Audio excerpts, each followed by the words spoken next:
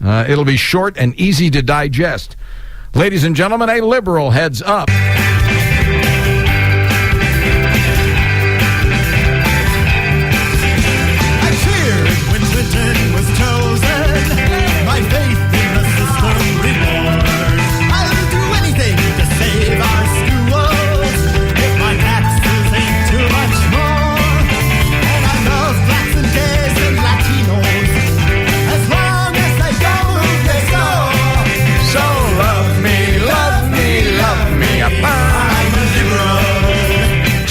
Sowell, Dr. Thomas Sowell, who is a national treasure.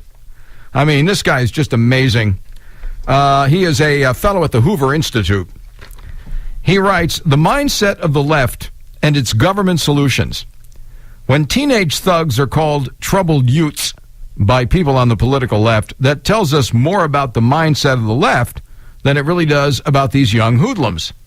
Seldom is there a speck of evidence that the thugs are troubled. And often there's ample evidence that they are, in fact, enjoying themselves as they create trouble and dangers for others. Anybody see the flash mob? I think it was in Florida. Whew. Anyway, why then the built-in excuse? When juvenile hoodlums are called troubled youths and mass murderers are just assumed to be insane? You know, at least as far back as the 18th century, the left has struggled to avoid facing the plain fact of evil. That some people simply choose to do things that they know are wrong, and they do them anyway. Every kind of excuse from poverty to an unhappy childhood is used by the left to explain and excuse evil. All the people who have come out of poverty or unhappy childhoods, or both, have become decent and productive human beings. All those people that have done that are ignored. So are the evils committed by people raised in wealth and privilege, including kings, conquerors, and slave owners. Why has evil been such a hard concept for many on the left to accept? The basic agenda of the left is to change external conditions. But what if the problem is internal? What if the real problem is caused by just the fact that some human beings are just cussed? Rousseau denied this in the 18th century, and the left has been denying it ever since.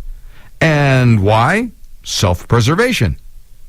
Look, if the things that the left wants to control, which is basically everything, institutions, government policies, if they are not the most important factors in the world's problems, then what role is left for the left?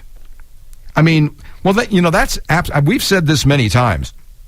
When you look at government as the architect of culture and civilization and society, and when that architectural activity that you engage in fails again and again and again, what's left for you to do? You know, Republicans, supposedly, let's say conservatives, because there's enough liberal Republicans out there. Conservatives look at the federal government as a guardian of the Constitution and a preserver and defender of our rights and our freedom. Democrats and liberals, they look at the federal government as a tool, as an apparatus to be grown and to be used to force people to behave in certain ways that will generate, I guess, utopian outcomes, and, of course, at the same time, fill the pockets of their supporters, you know, like the SEIU and the AFL-CIO. I could go on, but you get the general drift. What if it is things like family and culture and traditions that make a more positive difference than the bright new government solutions that the left is constantly coming up with? What if seeking the root causes of crime is not nearly as effective as just locking up criminals? In other words, what do liberals have left when what it is that they want to do has failed over and over and over again, and at some time in the future, hopefully, they're out of power? Of course, the last time they were out of power was 1994. Well, it wasn't 1994, but the last time they got slammed was 1994. 40 years of Democrat control of the Congress wiped away. One evening in 1994, Peter Jennings said that the voters had, threw a tantrum. That was it. And Mario Cuomo said, once upon a time, the sheep followed the shepherds, but that's all over now. Now the shepherds are following the sheep. Oh, God, really? You mean representative government for the people, of the people, and by the people? Well, we couldn't have that, at least not in New York. So, yes. So, I mean, what happened in 1994, do you remember the long parade of Democrats who quit the Senate and the House after that election? Why? Because they were no longer able to drive this crane with the wrecking ball on it. They weren't in charge of it anymore. So, what was the purpose of sticking around? That's the difference in the way that liberals and conservatives look at the function of government. Anyway, so back to Thomas Sowell. He said, the hard facts show that the murder rate was going down for decades under the old traditional practices, so disdained by the left intelligentsia, before the bright new ideas of the left went into effect in the 1960s. After that, crime and violence skyrocketed. What happened when old-fashioned ideas about sex were replaced in the 1960s by bright new ideas of the left? Remember the Playboy philosophy? Yes. What happened when the old-fashioned ideas about sex were replaced in the 1960s by the bright new ideas of the left that were introduced into schools as quote-unquote sex education that was supposed to reduce teenage pregnancy and sexually transmitted diseases? What happened?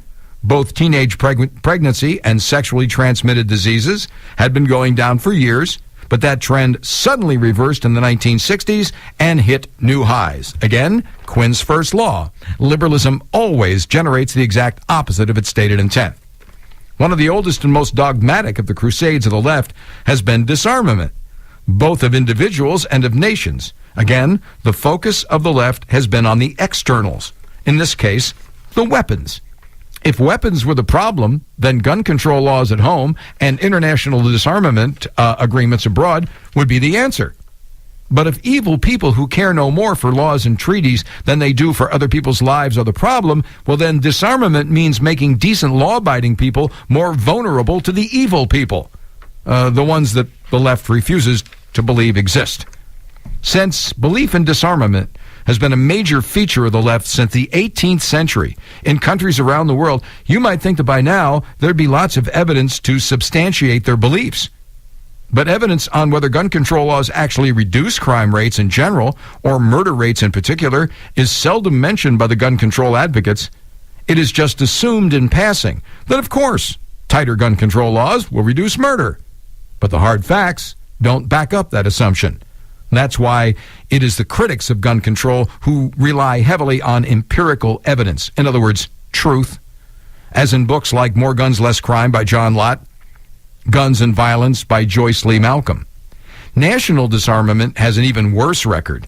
Both Britain and America neglected their military forces between the two world wars. Well, so did France, by the way. While Germany and Japan armed to the teeth. Many British and American soldiers paid with their lives for their country's initially inadequate military equipment during World War II. But then again, what are mere facts compared to the heady visions of the left? Thomas Sowell.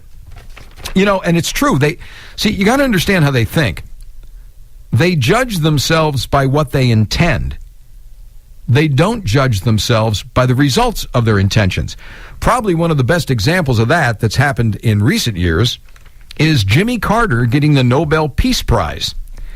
This was during the Clinton administration. Jimmy Carter gets the Nobel Peace Prize for the agreed framework with North Korea. Now, the intent of the agreed framework was to prevent North Korea from building a nuclear bomb. Virtually at the same time Jimmy Carter was getting the Nobel Peace Prize for that, I think literally in the same week, if memory serves me correctly, the North Koreans announced they'd use the agreed framework to build a bomb while we didn't have a clue. Folks, it's willful, delusional blindness. So love me, love me, love me. I'm a liberal. But see, the outcomes don't mean anything as long as the intentions are right. So Jimmy Carter continues to be hailed as one of the great liberal lights in America. He's there, and whenever the convention, Democratic convention, he's sitting there in the seat of honor next to Michael Moore. You can actually do that. I think you have to have an extra seat in between, but I'm not sure.